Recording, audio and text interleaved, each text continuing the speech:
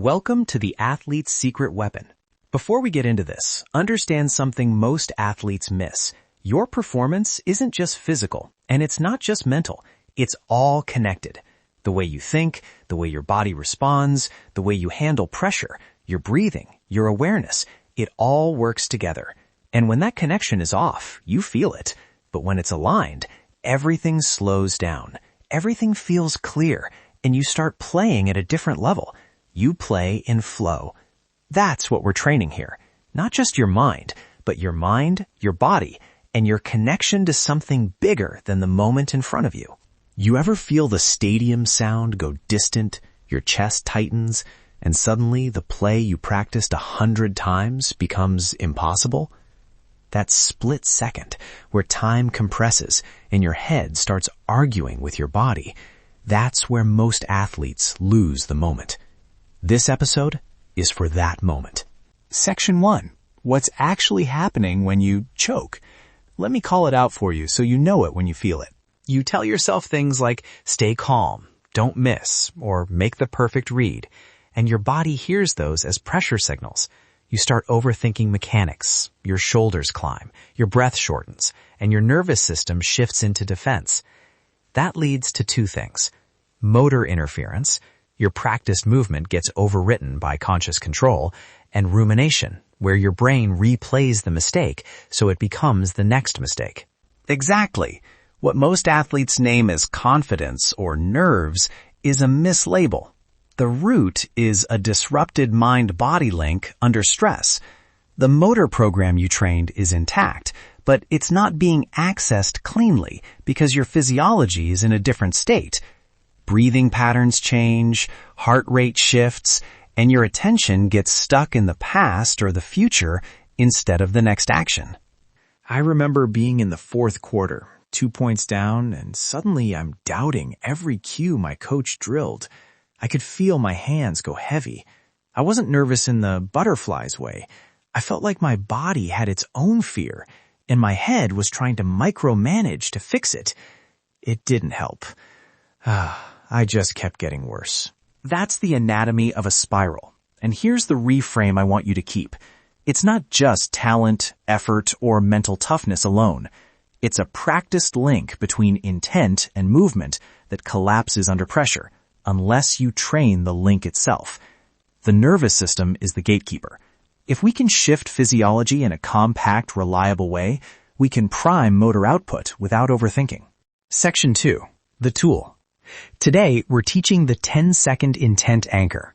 One tool, 3 parts. Tactile anchor, single-word intention, and a micro-visualization. Ava, walk us through why this works in plain language. At its core, this routine does 3 science-backed things in 10 seconds. It changes breath and vagal tone to calm, reflective tightening. It provides a clear, simple cognitive cue that prevents rumination, and it primes motor networks through a short, forward-focused image, so the body prepares for action rather than rehearsing mistakes. The tactile anchor provides a consistent sensory trigger that ties those elements to the physical moment between plays. The components, exactly. 1. Tactile anchor. Press your thumb and middle finger together at the base knuckle. A small press you can do anywhere. 2. Intention word. 1 syllable, present tense. Examples, through, commit, clear. Say it under your breath. 3. Micro-visualization. 1 crisp forward image for 1 to 2 seconds. The path of the ball, the first step you want to take, the spot where you want to land.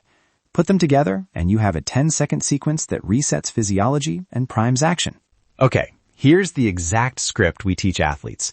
Memorize this short flow. Make it stupid simple. Step in between plays or after an error. 1. Press your tactile anchor, thumb to middle finger. 2. Breathe out slowly for 2 counts. 3. Say your intention word under your breath, 1 crisp syllable. 4. Visualize the next action for 2 seconds while keeping your focus forward. 5. Release, take 1 full inhale, and move. That whole thing fits cleanly into 10 seconds.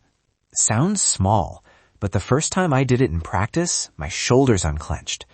The anchor is tactile, so my hands do something familiar. The word cuts off that loop of what if, and the tiny visual gets my body ready without me thinking of mechanics. It felt like handing control back to my training. Let's run a live 10-second practice now. We'll narrate the steps so listeners can follow along. Marcus, stand up or sit with your feet grounded. Ready? We'll do it slow. Everyone do this with us. Step 1. Press your thumb and middle finger together. Gentle, consistent pressure. Hold that anchor. Anchor is set. Step 2. Exhale slowly for 2 counts. Out, 2, letting shoulders drop. Step 3. Say your intention word under your breath.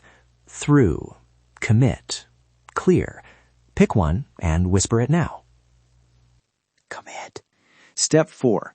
Micro-visualization. Picture the exact first move you want. The target spot, the first 2 steps, the ball path. Keep it forward-focused, crisp, and only 1 to 2 seconds. I see the lane, plant, drive, clean and forward. Step 5. Release the anchor, take 1 full inhale, and move with intent. That sequence is 10 seconds of retraining your nervous system to prepare, not panic. How to use it in real settings. Between plays, on timeouts, after a missed free throw, in the huddle, any break that gives you up to 10 seconds. Coaches, you can build it into substitutions or timeouts, so it doesn't look like an athlete is hesitating. It becomes part of the team's rhythm. Practice plan. Daily 5-minute drill. 10 reps per session. Pair it with physical reps. Do the anchor before hitting a rep in practice, so the cue creates a direct link to movement. Track outcomes.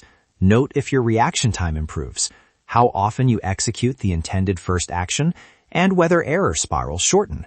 Small data across weeks builds automaticity. When it fails, don't get dramatic. Sometimes the timing is off or the word is too vague. Adjust.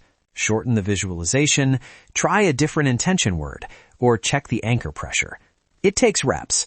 The worst mistake is expecting it to fix a game you haven't practiced with it. Section 3.